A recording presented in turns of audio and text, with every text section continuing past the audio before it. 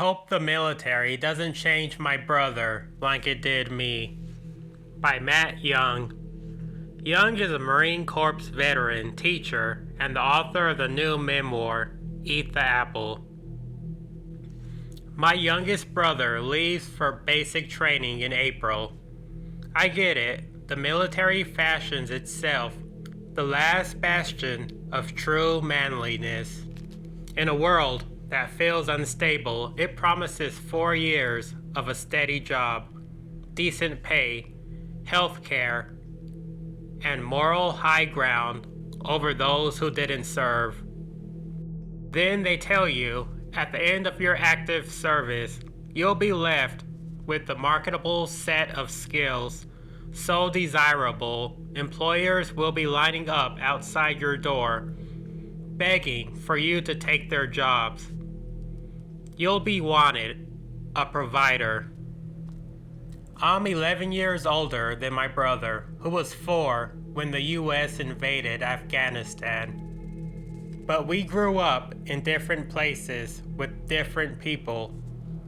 My biological parents reunited years after they gave me up for adoption. They raised my brother and our siblings in a small, beautiful Massachusetts town. When he and I first met, he'd just ended his junior year in high school. He was quick to smile and humble. He loved his dog. He had 2 present and loving caretakers who kept him in line. He was a high school quarterback. That was not my life. As a kid, I was quiet. I read books and drew pencil sketches of cartoon characters. But in my teens, when I needed my adoptive father for direction, he wasn't around. And when he was, I wished he were someone else. I hated my Midwest town. I burned myself with the heated tips of big lighters to try and vent my anger out. I drank and snorted myself into blackouts, and eventually drunkenly crashed my car into a fire hydrant. I didn't have a clue what to do with my life. I was a recruiter's fantasy. The Marines have How to Become a Man 101 down to a science. My fellow recruits and I suffered together. We were given a common language that sought to bond us, ensconce us in groupthink, and separate us from the outside. We weren't allowed out in the civilian world without a partner to watch our backs. A battle buddy. We were at war even when we were at home. We were never alone. I had more fathers than I knew what to do with. I shaved my head like one of my drill instructors and copied from my senior Marines hard turns of phrase that relate disgust of everything feminine, anything vulnerable. They called our girlfriends Susie Rottencrouch and told us fictional bull studs back home were having their way with them. Women were not to be trusted. Nights, we'd bring our barracks room chairs out onto the catwalk and listen to our senior Marines tell drunken stories about war. You're going to die, they'd say. Worse, you're all fuck-ups. You're going to get us killed. The next day, during training, we'd run twice as hard up steep hills through California coastal scrub. Scream our war cries until our throats bled. Push one another to the point of bodily failure for the slightest nod of praise. Then at night, we drink beer until we puked.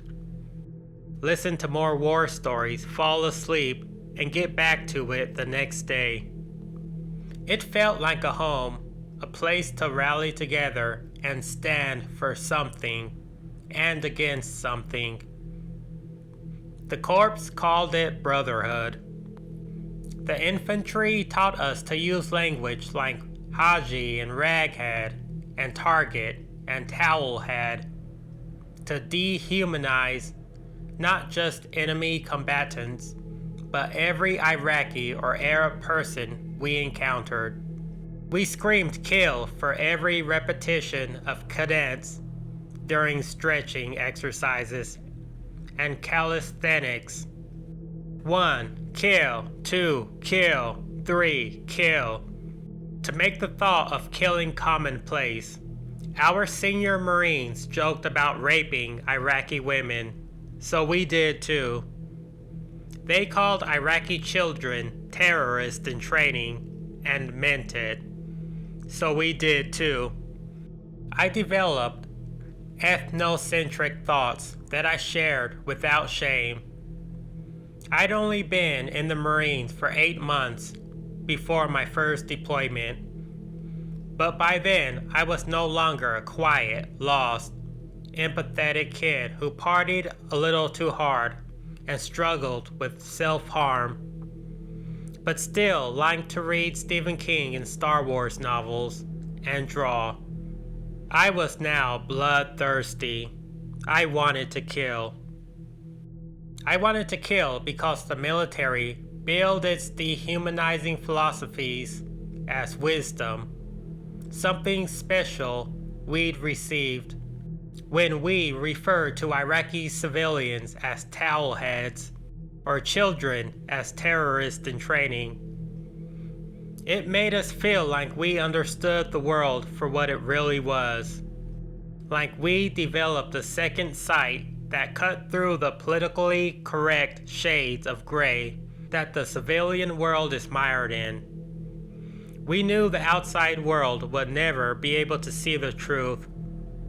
When we raided homes in the middle of the night during our first deployment to Iraq and shoved our rifle stocks into the soft guts of men, doubling them over, we knew in our hearts they were not farmers caught in the crosshairs of a geopolitical struggle, but Al-Qaeda operatives. When we watched American interrogators backhand the faces of restrained detainees over and over, we felt nothing but validation. You're the sheepdogs, keeping the wolves at bay from the sheep civilians, said our surrogate fathers. We knew what it took to be real men. As soon as our 4-year enlistment drew to a close, our senior enlisted commanders and officers told us, "You won't make it in the real world. They won't understand you. They're a bunch of Marys who don't know what it takes to be a man. You'll be back in a year." I'd been taught to devalue the very civilian world where I'd been told endless opportunity awaited.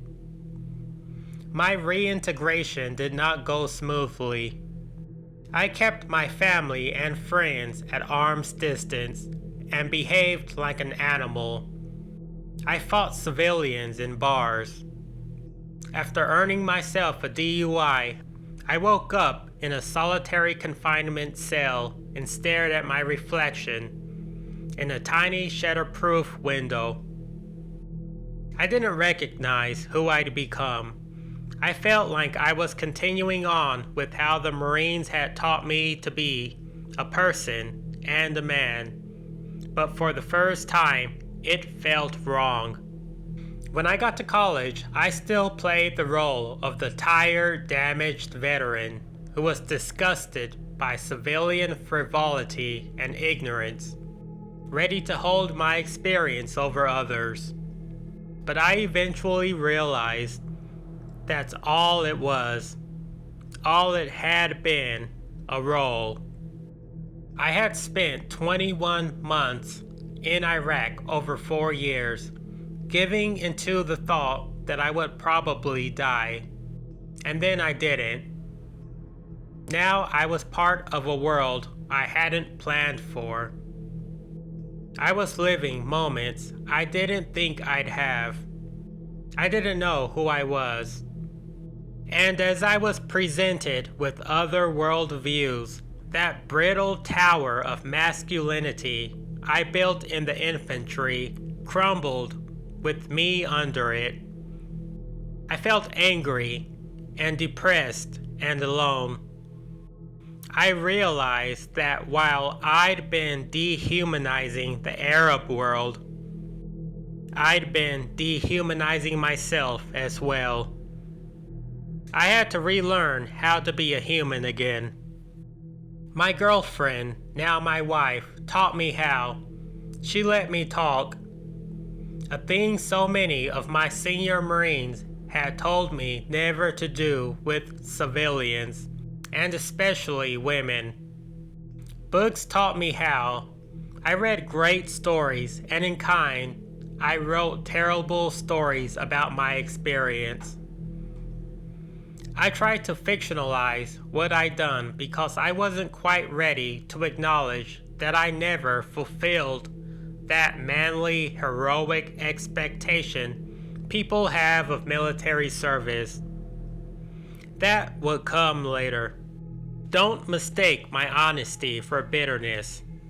While the Marines might have bent me and twisted me, my journey through college and grad school and making a family with my wife and reflecting on who I was and the man I'm becoming, all of it has felt that much more miraculous at every step.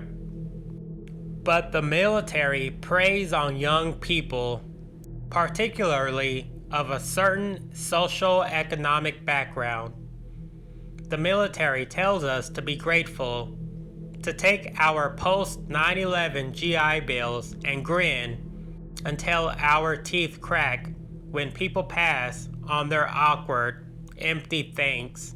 We're supposed to talk about how we gained direction and purpose and turned into men or functional members of society. We're never supposed to talk about the things that were taken from us.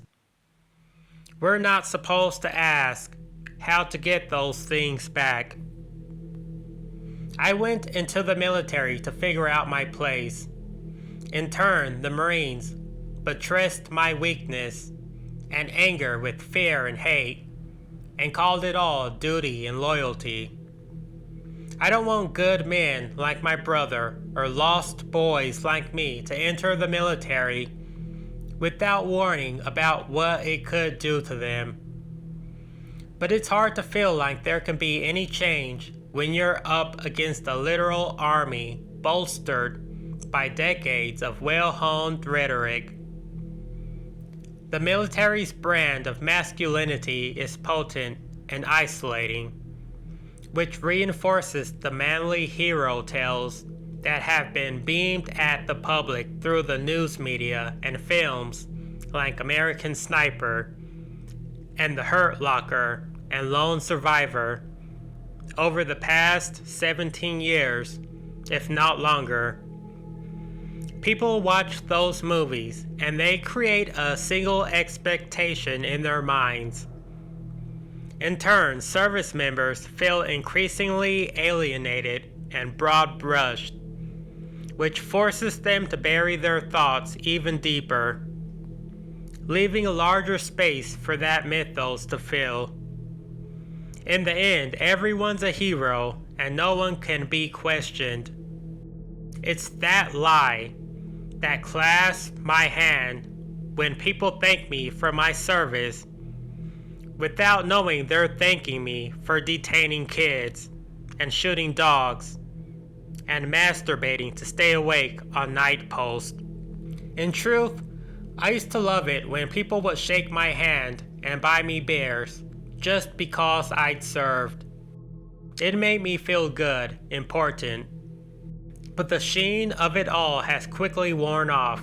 It makes me think, maybe if veterans tried to actively give up their hero status and broke the command to shut up about their service, we would all have a better sense of how much the military contributes to our idea of what makes a man a man. Maybe in that understanding, the kids signing up would have a better idea of what they're really signing up for. Because right now, we don't tell them about the troubles they face and how it could all hurt more than the troubles they already have. That the cure to burning your own flesh in anger isn't to shoot bullets into someone else's, and the few veterans who set out to warn them are no match for what they're fighting against. When my brother first told me he was planning to enlist, I asked him why. "It's something I feel like I have to do," he said. "Our genetics are strong, we look alike, and have similar temperaments. It's hard for me not to see his choice like a second chance for myself." But when I told him what I've just told you, he said with love, "I'm not you." I hope that's enough.